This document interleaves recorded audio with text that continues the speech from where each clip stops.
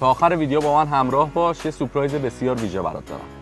امروز میخوام تفاوت شیشه‌هایی که روی ماشین همه نصبه که فکر میکنید یک محافظ برای شماست و شیشه‌هایی که ما براتون ایمن میکنیم و در قالب یک تست بهتون نشون بدم. خب اولین تستی که میخوایم روی شیشه عادی که الان اینجا هست انجام بدیم، شمعی که توی دست هم میبینیم. بریم ببینیم چه بلایی سر شیشه میاره.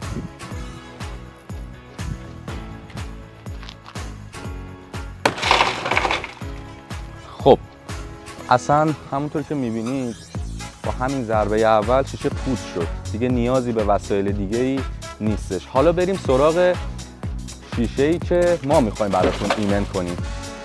حالا همین تست رو با شمع میخوایم روی شیشه ایمن شده انجام بدیم.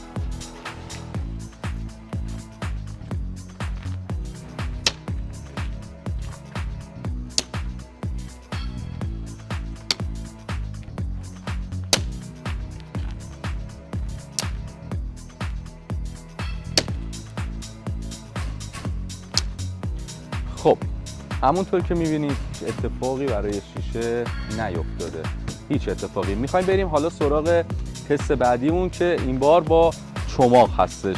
با هم دیگه تستش رو ببینیم.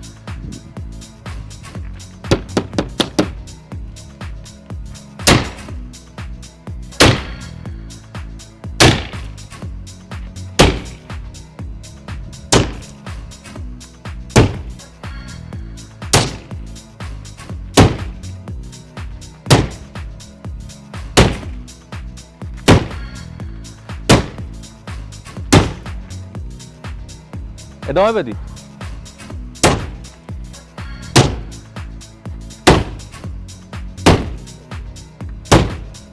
خب باز هم هیچ اتفاقی برای این شیشه نیفتاده. درست شکسته اما هیچ پاششی به سمت داخل نداره و هیچ راهی برای ورود به داخل ماشین وجود نداره. حالا بریم سراغ تست بعدیمون. تست بعدیمون این بار یه لول باز بالاتر از چماقه. این بار با پتک میخوایم تست کنیم.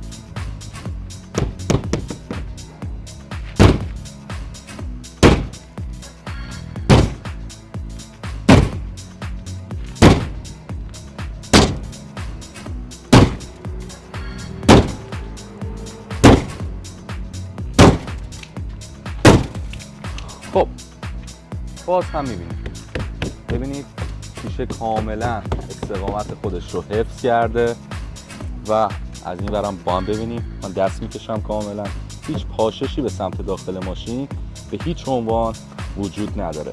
همونطور که توی تست اولی دیدیم خیلی راحت شیشه با یه شمع خیلی کوچیک شکسته شد و این میتونه آسیب‌های خیلی جدی به شما برسونه. از دست قیفگیری‌ها گرفته، دزدی‌ها، خدای نکرده تصادف‌ها، میتونه آسیب بسیار جدی به شما بزنه. اما توی تست‌هایی که با هم انجام دادیم روی شیشه‌هایی که ما براتون ایمن می‌کنیم، دیدیم که نه با شمع، نه با چماق و نه با پتک هیچ اتفاقی برای این شیشه نیفتاد و راه ورود به سمت ماشین و به داخل ماشین کاملا بسته است. راستی اینم بگم، این پست رو برای 10 نفر بفرست، ماشینتو بیا پیش ما رایگان ایمن کن.